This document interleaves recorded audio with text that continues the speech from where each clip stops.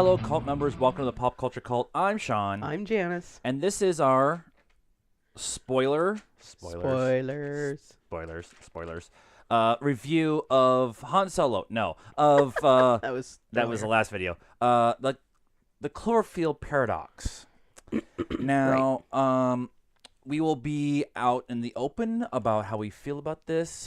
We love the first two Cloverfields. Yes. And really, They're quirky just like us. I am perfectly Quirky and complex just like us. I am an onion. I'm a parfait. The first one came out, and with the found footage stuff, and we went and saw it in the theaters, and just really fell in love with it. We watch it all the time and stuff, and then 10 Cloverfield Lane came out, and we really didn't know it was a Cloverfield movie until the end, when you kind of realized that what it actually was real, right? And so you learn it's in this Cloverfield universe, and then they made this announcement that they're going to do God Particle, and it was going to be within the Cloverfield thing Universe. and so Cloververse. and it was in the Cloververse, and so they said it was going to be on a space station, and things were going to, and it was kind of going to be a prequel to the first Cloverfield. Kind of an origin? Somewhat of an origin story kind of thing. So we were really excited about it, but then nothing happened, and nothing happened, and nothing happened, and nothing happened, and nothing happened. And then yesterday, during that big sports ball footy game of bullness. We get this 30-second trailer. And at the end, we knew that, actually, I think Cloverfield was actually on our list of anticipated movies. The Cloverfield, whatever the Cloverfield movie was going to be, it was on our anticipated list this year. One of ours, yeah. And so I was waiting for something to come out. Yep. And there was rumors going around that Paramount was going to sell it to Netflix, and all this stuff happened. And so we get this trailer last night during that thing, and they said available right after the game on Netflix, and we went, what? In the strangest marketing move ever. And you know that everyone watched it. Yes. Well, everyone that wasn't watching All About Us or whatever. This is the story of us or whatever it is. is. Whatever. Apparently, crockpots catching on fire, killing Milivet D'Amelia was something that was going to happen. Which I didn't know is our daughter's like biggest fear, that a crockpot was going to catch on fire and kill her. Here we go with tangents and stuff all of a sudden. But so we get this trailer, and here it is on Netflix. And so as soon as the game was over, and we did some filming of some trailer reactions from yesterday, we went and watched the Cloverfield paradox.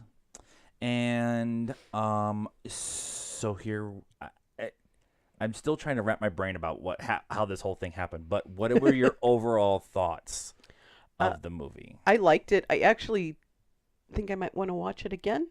When we're sober? I was sober. You might not have been, but I was sober. We've watched the first two multiple times. Yeah. Because it's, especially the first one, it was JJ, and he was hiding all kinds of stuff in the movie and out on the internet. And and then we rewatched the next one too, because there were hints, about things that you didn't really realize the first time. And so I would like to watch this one again. I liked it. It wasn't like, oh my God, this is the best thing ever. And I kind of see why Paramount sold it. I don't think they just knew what to do with it. This is going to sound really, really weird, but I think in this modern era, it makes complete sense. This is a Netflix movie. This is a big screen movie.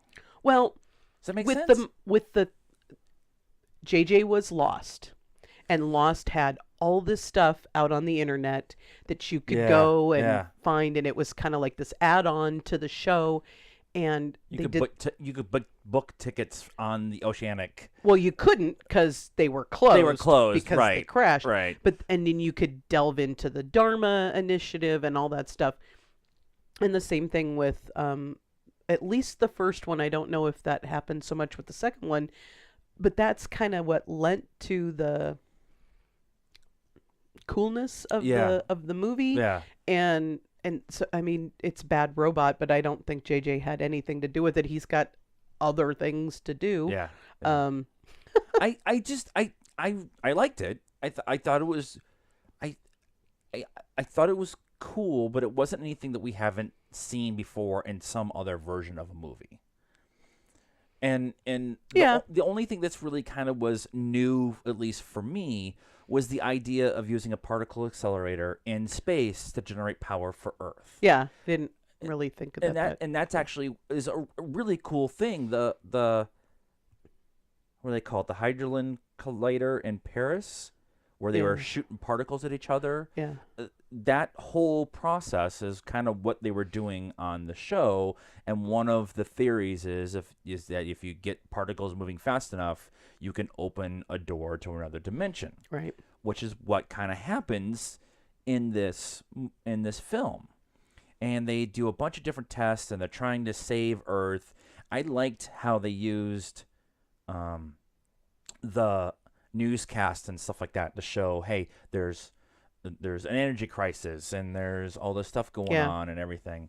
I'm just not like I want to see it again. It was cool, but I'm not like woohoo. It was like amazing. Yeah.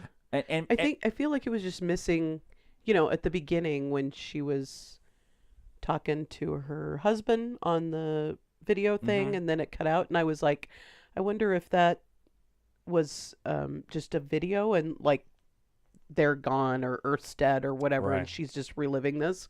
Um, that's kind of what's missing from it, right? Is the polar emotion. bear on a island in the middle yeah, of yeah, the Pacific.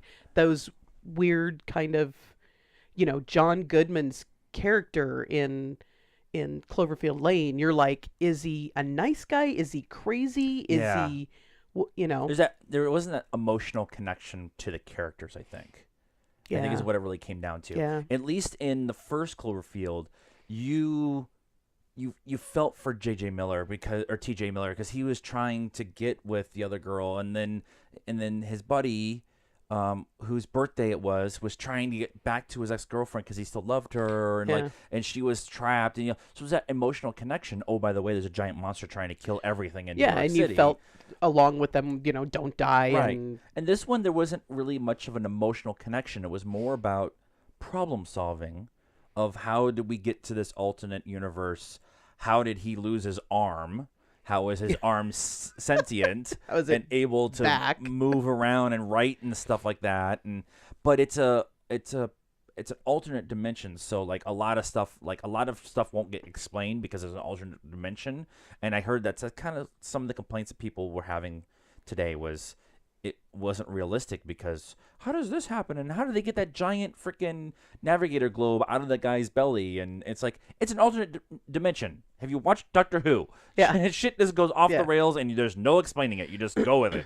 Well, yeah. How long was it? An hour and a half? Hour and 45 minutes, something like that. And Was it that long? Yeah. It felt like maybe they could have thrown another 15, 20 minutes in there and have helped that. Like, you didn't care about the alternate Earth, and you didn't, even when her kids were still alive, I was like, stop being a whiny bitch. You can't go down there. I mean, the captain told her all that. Right. What are you going to do? Hi, I'm your mother from another world. I'm your mother from another mother. Earth.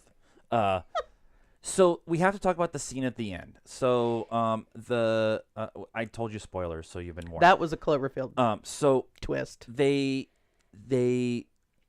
fire the accelerator. They reopen the wormhole. They get back to our Earth, Earth 1. If we're to use DC terms, Earth 1. And thanks, Barry. And they get there, and there's still all this stuff going on on Earth, but they're able to contact them and everything. And they have one more fire left, and they fire the accelerator, and they get it to work, and they have sustainable energy. And yay, team! There's 2 members left, and they get in a capsule, and they take off to go down, and her husband is like, "Don't tell her to come down here," because he's in the fucking bunker From 10 from Cloverfield 10 Lane. Cloverfield Lane with some random girl Right, that he who found. could be the girl that John Goodman is kind of pining for. Like, there's all these pictures of a blonde girl and stuff. Right. That could be her. Oh, I forgot about that.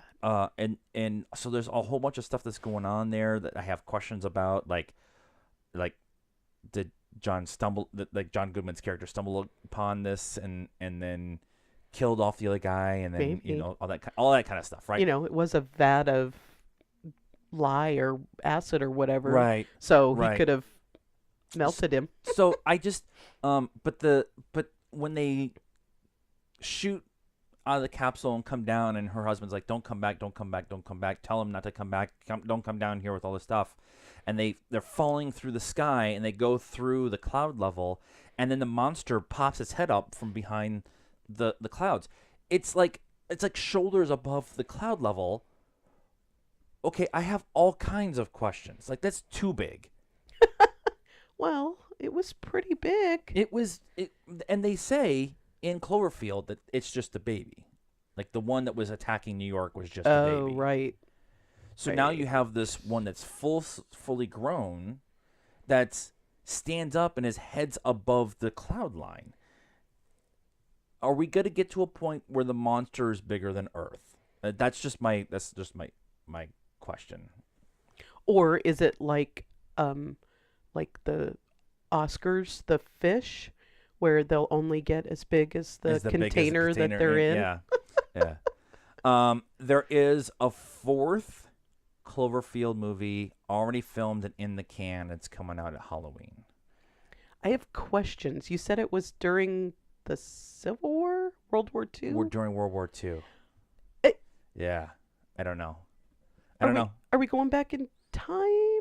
It landed in the early 2000s in New York. I don't know. That was what the description said. So I don't know. It's all lies. It's lies. It's lies. probably propaganda. Like, it's gonna show up on like Amazon all of a sudden on a Tuesday in the middle of No, October. I'm pretty sure Hulu's now bought the rights, but Netflix bought the rights, but yeah, it'll be like all of a sudden one day in July, it's just there. Yeah. So overall, for the Cloverfield Paradox, what was your score out of 5? I think I'm gonna give it a 2.5.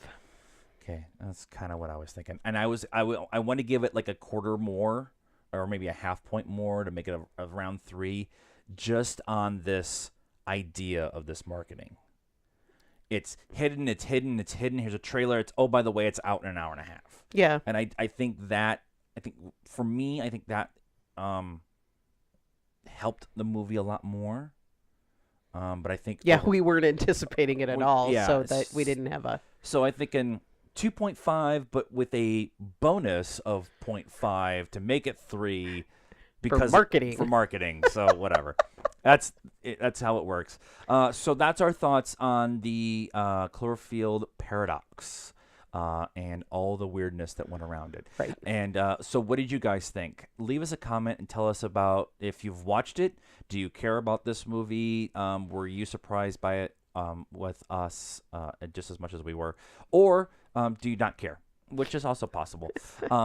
Let us know and like this video. And please subscribe to this channel. We're posting videos all the time now and trying to get more and more people. And so please like this video, subscribe channel, and find us on Pop Culture Cult on Facebook. We're PopCultureCult1 on Instagram, and we're at Pop_Cult1 on Twitter. Stardust, we're going to do that, and then we're going to go have dinner because I'm starving. Happy Monday. Good night now.